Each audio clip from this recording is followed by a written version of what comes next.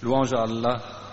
Louange à Allah qui a fait de son rappel la cause de la félicité, la clé pour l'entrée dans la demeure de la paix éternelle et pour l'effacement des fautes aussi nombreuses soient-elles, alors que l'oubli de son nom est certes la cause de tous les malheurs et de toutes les souffrances ici-bas et dans l'au-delà. Et je témoigne qu'il n'y a pas de divinité digne d'être vénérée en dehors d'Allah, plein de majesté et de noblesse. Et je témoigne que Mohammed est son serviteur et son messager, le meilleur de toute la création, la lumière éclatante chassant les ténèbres du polythéisme et de l'ignorance. Qu'Allah fasse ses éloges aux anges rapprochés, ainsi que les éloges de ses compagnons et de ceux qui, dans la bienfaisance, les suivent et les suivront, et ce jusqu'au jour de la résurrection.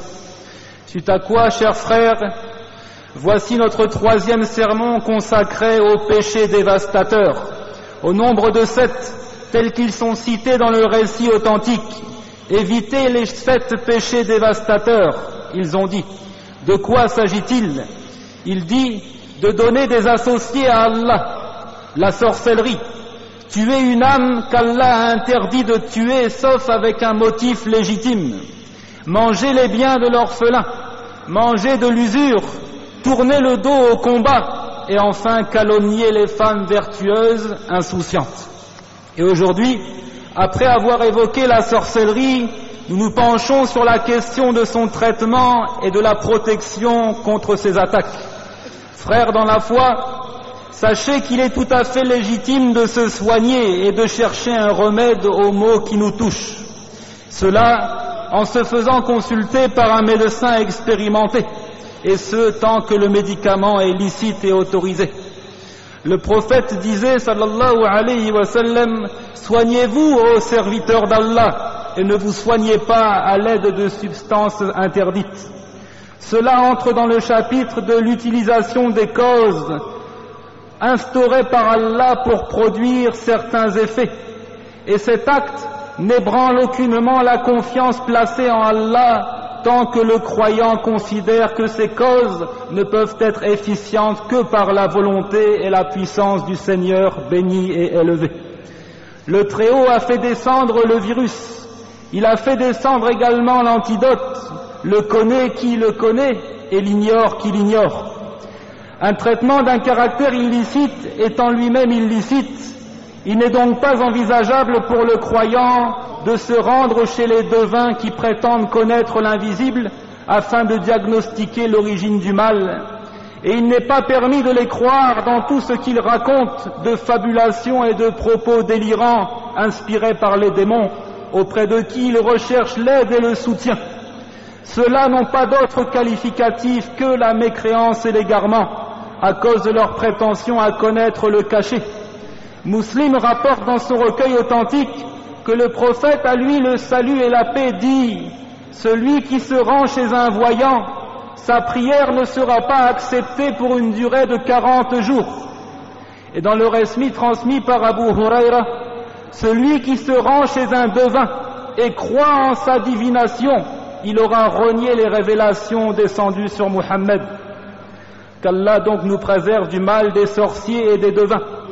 Et Allah a prescrit un traitement préventif contre la sorcellerie, avant qu'elle nous atteigne, de même qu'il a clairement indiqué comment se soigner de ce mal une fois qu'il nous touche, et tout cela est un effet de sa grâce et de sa miséricorde.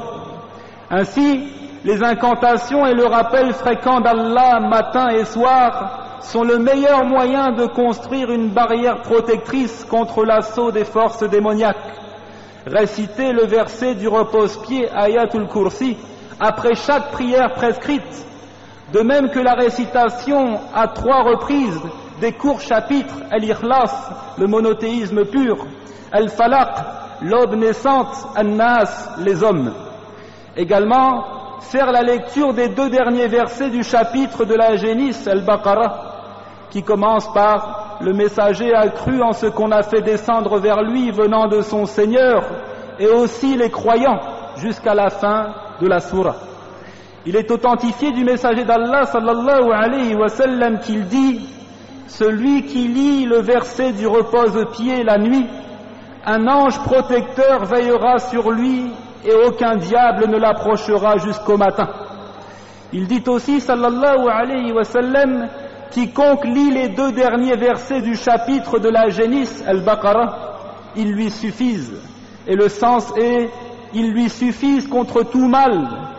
Il convient également de multiplier la demande de protection au travers des paroles parachevées d'Allah contre le mal de ce qu'il a créé.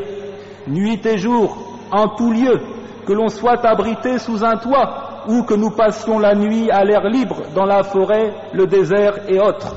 Le prophète sallallahu alayhi wa sallam disait, quiconque fait halte à un endroit et dit, je cherche protection auprès des paroles parfaites d'Allah contre le mal de ce qu'il a créé, aucun mal ne le touchera jusqu'à ce qu'il quitte cet endroit. Parmi ces méthodes préventives, il y a aussi le fait de dire 3 fois à l'aube et au crépuscule, au nom d'Allah, celui par le nom de qui rien ne peut nuire sur la terre et dans les cieux, et c'est lui l'audient, le parfaitement connaisseur. Et toutes ces invocations sont certes la meilleure armure portée contre les sortilèges lancés tels des flèches empoisonnées. Des invocations sincères, tout entières adressées à Allah, plaçant en lui seul notre confiance, le prenant pour guide et unique soutien. Allah nous suffit. Quel excellent protecteur! Et s'il a décrété pour toi l'épreuve de l'ensorcellement et que la magie finit par te toucher, alors, espoir, il y a toujours moyen d'être sauvé. Il convient alors, selon les enseignements prophétiques, de cueillir 7 feuilles de l'arbre du jujubier, de les écraser entre 2 pierres, puis de les mélanger à de l'eau sur laquelle il nous faut réciter ce qui suit. Une quantité d'eau suffisante pour se laver et pour en boire à 3 reprises. Nous récitons premièrement Ayatul Kursi, le verset du repose-pied. Deuxièmement, Suratul Kafirun, la sourate Les Infidèles, numéro 109.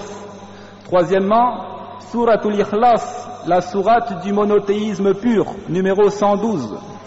Quatrièmement, Suratul Falaq, la sourate de l'aube naissante, numéro 113. Cinquièmement, Suratul Nas, la sourate des hommes, numéro 114. Ainsi que les versets traitant de la magie, dans la sourate Al-A'raf, lorsqu'Allah dit « Et nous révélâmes à Moïse, jette ton bâton » et voilà que celui-ci se mit à engloutir ce qu'ils avaient fabriqué. Ainsi la vérité se manifesta et ce qu'ils firent fut vain. Ainsi ils furent battus et se trouvèrent humiliés. Et les sorciers se jetèrent prosternés, ils dirent « Nous croyons au Seigneur de l'univers, au Seigneur de Moïse et de Haroun ». Également les versets de la sourate Yunus, dans lesquels Allah dit « Et Pharaon dit, amenez-moi tout magicien savant ». Puis lorsque vinrent les magiciens, Moïse leur dit « Jetez ce que vous avez à jeter ».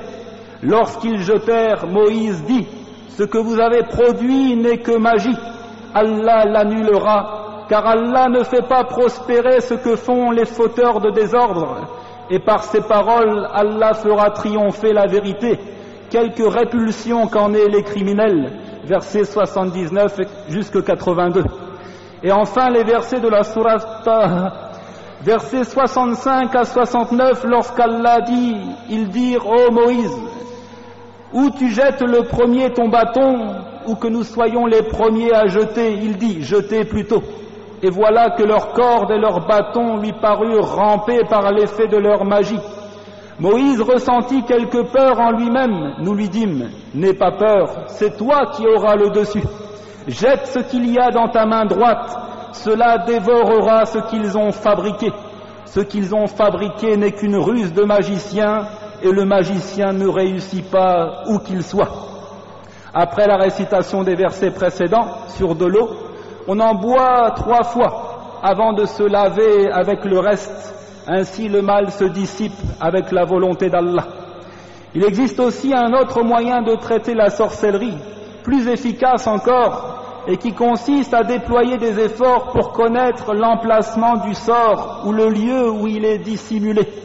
Si la personne concernée arrive à le localiser et à le détruire, alors l'effet du sort est éliminé. Tels sont certains procédés auxquels on peut faire appel pour se protéger contre la sorcellerie et traiter ses effets. Quant au fait de faire appel au diable pour traiter le mal en sacrifiant des bêtes pour les djinns et autres, cela est strictement interdit et est du registre de la grande association.